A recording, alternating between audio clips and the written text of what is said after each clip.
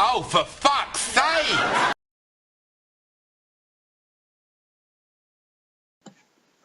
Well, I'm a lot later than last year to do these, but I better get around to doing it. I'll have a few top 10 lists coming out, and let's start with this one, the top 10 people of 2017. Obviously, a top 10 list is subjective. However, with this, I've got a few guidelines for when doing this top 10 list with me. 1. Do not pick someone you're going to pick every year. 2. Do not pick someone on who you just like, unless there's some sort of link for this year. And 3rd, which I did kind of do last year, but there was still a big amount that was part of 2016. Don't pick someone who you've discovered that was famous for a different year. So without further ado, let's get into this top 10 list.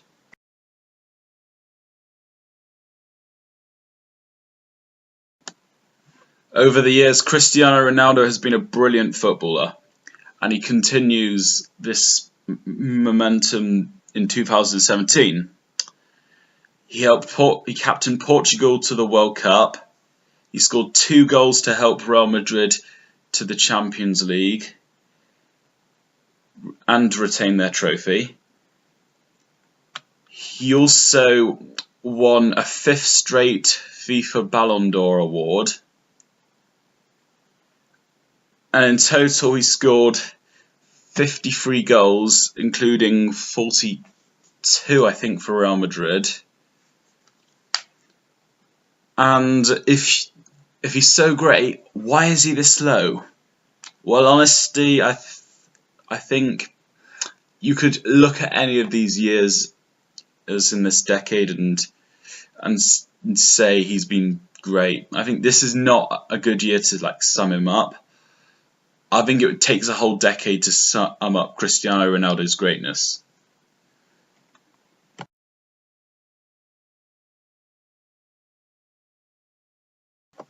It's fair to say England have done very well in tournaments this year, and the FIFA Under-17 World Cup was certainly no different. The player who caught the eyes most was Ryan Brewster. I'll call him Ryan for now. What made him stand out so much was he was the top scorer of this tournament with 8 goals, including a hat-trick for Brazil. He also helped England beat Spain 5-2 in the World Cup final, including a goal for himself. Paul Foden was more of the big star of the final, but Ryan Brewster was certainly no bad in there. And I only see better things to come from this man once he steps into a professional level.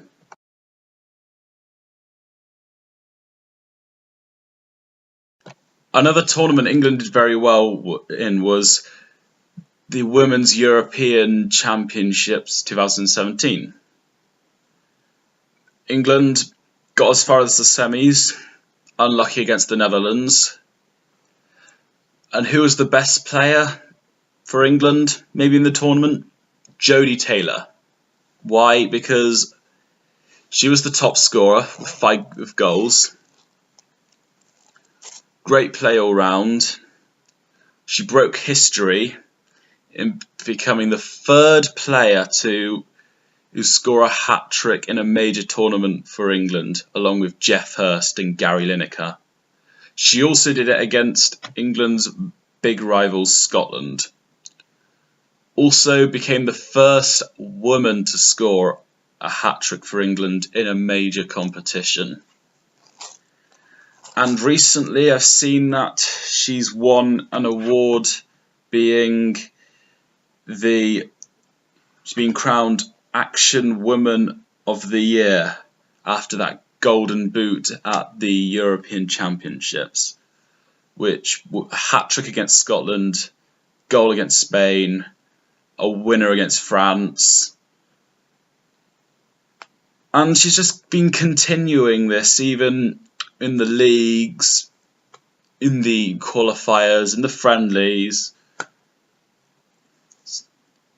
And whilst she did have a good World Cup and still been brought out the dust by Mark Sampson beforehand, I think this was the year for Jodie Taylor. I'm going to remember this probably the most.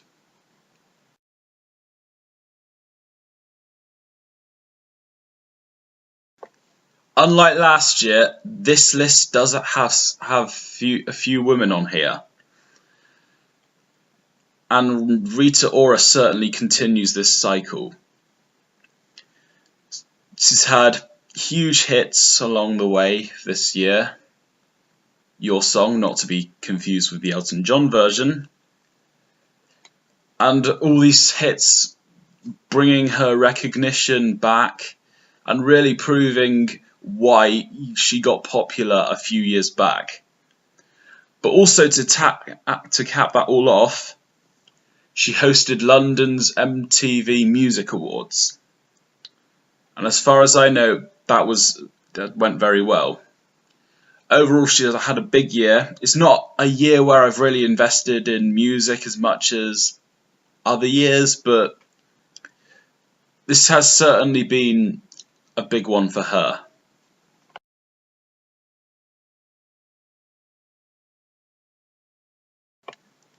I think this year's been Sergio Aguero at his best.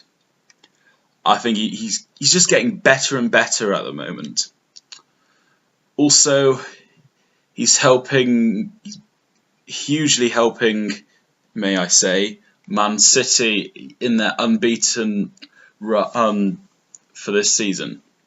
Only one draw out of 19, rest of them being wins, 18 out of 19 wins. As well as that,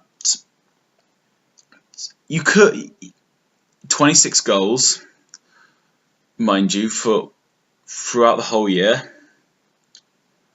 And also, this may come to a Cristiano Ronaldo situation that I mentioned earlier, of why, if he's doing this just years and years, why just put him on? Well, another reason that he's on here is because he made history for Manchester City by becoming their top scorer of all time. That's how good it's getting. Without further ado, on to number 5.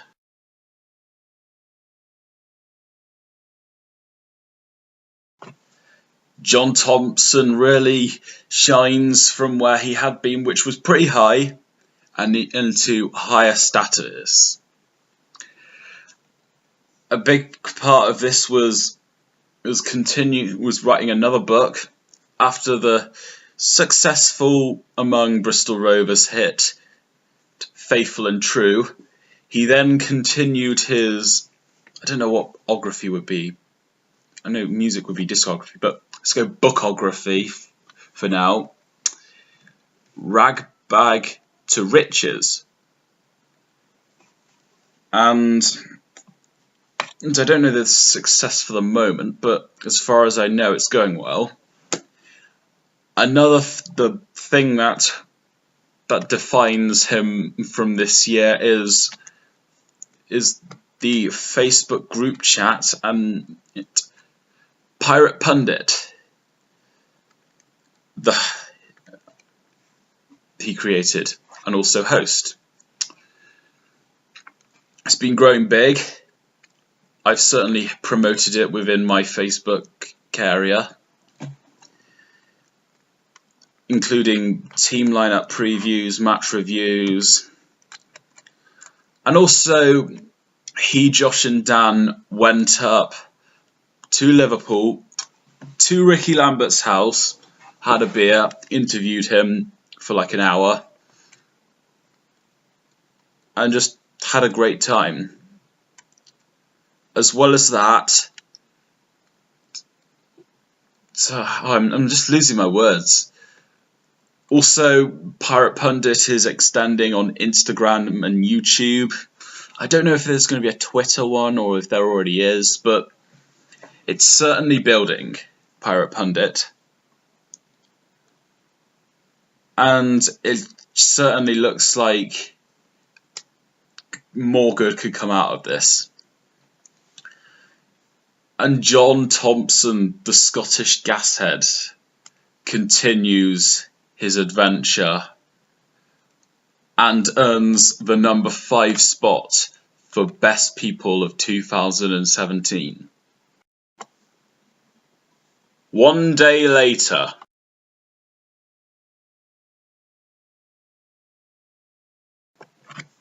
Harry Kane, such a prolific striker. He retained the Premier League Golden Boot. He helped England get to the World Cup, including that final goal against Slovenia, and that equaliser to save us from more humiliation against Scotland. It's always been a threat. 39 goals in total all year, and has even managed to get a strike rate which has been proven better this year than both Cristiano Ronaldo and Lionel Messi. And who knows what he could do for us at the World Cup next year.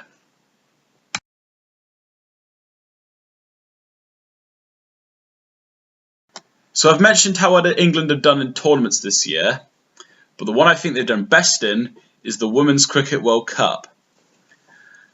It's 6 games out of 7 won in terms of the group stages, knocked South Africa out, beat India in the final to win the whole thing, and I'd say the biggest credit goes to Mark Robinson for managing that whole lot. Sure, there's been players that have helped get England that far, but there's just too many to pick out. I think the biggest strength for England was holding on to their lead. So even with the West Indies game, when they only got around 220, which was quite a low score for hitting, but they kept them at West Indies at bay by only allowing them to get 128. Brilliant catching involved. Excellent batting, getting them 373 against South Africa in the knockout game. Didn't go to the knockout game, but I went to the group stage and they got as high as 373. And they even beat the favourites Australia by winning 259 to 256.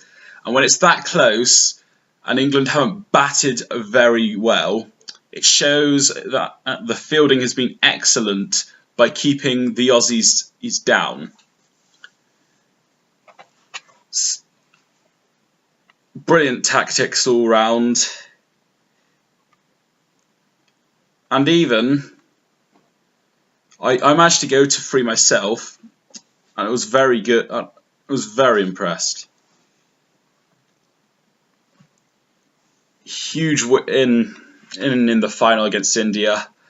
Again, only getting as high as 228. Yet they kept India at 219 and got all their batters out. Been a huge success for Mark Robinson has, and against all the odds, they managed to do it. although I don't know how much odds there have been. But Mark Robinson was definitely a huge part of 2017.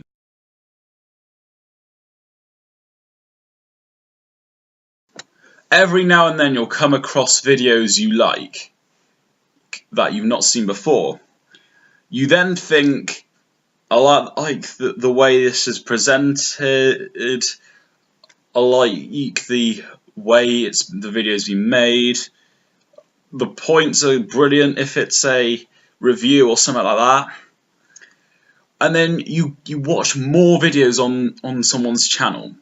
And then when you find this is a good thing, you subscribe. But that so I've done that. What's the same as me doing that with a lot of YouTubers. What isn't the same is what Henry, aka The Closer Look, has done. At least none that's appealed to me. What this guy does is video essays to to tell advice to the viewers on how to do for creative writing. And there are such videos like how to create a great character and the art of the death scene, how to make the audience cry. Just so many videos. Well, actually not so many, but there's videos just building and this is the year where he really gained his popularity. He's now in a position where he can quit his own job, do this full time, and if it should be able to pay off. Also, he's grown within this YouTube world, which I've probably said. The way he does his videos, how he explains his points, the editing, the way he addresses the viewer watching, and his advice is brilliant. Every so often, I'm someone who will do creative writing. I can go to his channel and pick up some tips from him. And whilst he did do he had free bit hits in 2016. It wasn't really too much of a something until this year. Henry, aka The Closer Look. Well done. Could have easily been #1. Your videos are top notch. And the #1 is...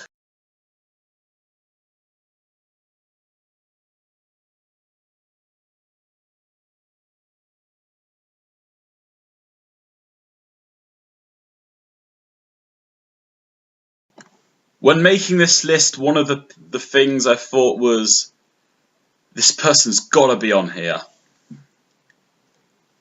One of the big reasons would be Everything Wrong with Modern Football, which is the first half of what made him on here. And the first one I saw, the first real one of 2017, was Everything Wrong with Modern Football, the Juventus's new logo, and also #ToBeJuventus.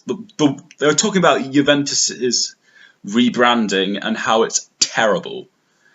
Did that with Derek Clark. I have a full playlist of all of these videos, a couple of which was in 2016, but I've not seen much like it. The brilliant points made throughout. Also, they're very funny. That aspect helps me revisiting these videos. And it just seems like they're having fun with it. Doing it with Derek Clark. Also, another thing that got him up this high was The Football Verdict with Joe Redmond, sometimes with Tom Carnduff too. And again, he and his co-host would go through it all, through the top 4 divisions, and have funny things to remember throughout. I'll name 3 funny things from each part, so no, I don't think I'll do that, but that stuff sort of helped, and also he was a FIFA king. And what this guy does is bring so much humour to the facts that he's presenting, bounces off brilliantly with co-hosts, he can humiliate people in a good way, and also getting this to, he also just seems like a great guy too. The way he speaks makes you just feel like a person who would like to have fun.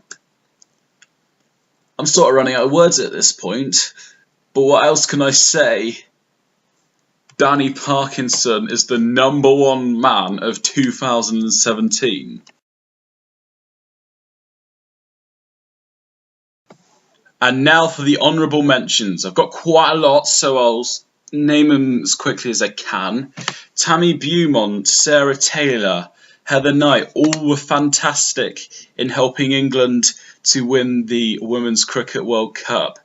Derek Clark, he was possibly better than Danny in everything wrong with modern football, but he sort of tanked off in the second half of this year. Joe Redmond, he gained his status in the second half, bringing along humour to the Football Verdict, but I didn't really get much of that in the first half. Christopher Nolan did an excellent job in directing Dunkirk. George Pace, great 8 topics, brought in conversations, made things funny. Was an excellent drum note watcher, which is like a bird watcher. If anything, it's more of a listener thing. Andrew Okello, always funny, always brought his imagination to drama. And the Shrektacular Swamp, still done great. He's still done great in. Edgar Wright was excellent in directing Baby Driver. Saw a huge car stunt, which we did not see anything like that. Normani Kodai, she really excelled going forward, showing she could do more than just sing. Chris Fowler really did excellent with the YouTube channel, The Real Xbox Nerd, brought a lot of laughs. But again, it sort of got this status beforehand, but there was still some fun to have with the newer videos. Dominic Solanke, Freddie Woodman, both great at the FIFA Under-20s World Cup, which England had won. Solanke, I think, being top scorer. Freddie Woodman winning Golden Gloves, including a huge save he made in the final, penalty save. Alex, aka I Hate Everything, made some great videos, great points, and humour. And the least personal pick, Luis Fonsi, who, yes, he got the most viewed video on YouTube, Despacito music video. Now, some people may think he should be on this list. where he also did that song with Demi Lovato. But they're just 2 songs, and they're both collaborations, and it's not like he did all the work. But I still think he's done enough to get into the honourable mentions. So what did you think? What do you think of my list? What do you think of my honourable mentions? Who would you put? Also, I'd recommend to subscribe and like all my social media. I'm guessing you probably either have or won't do. But this is probably going to be out after the new year, but if it's somehow not, have a happy new year. And for those in the future, have a great 2018.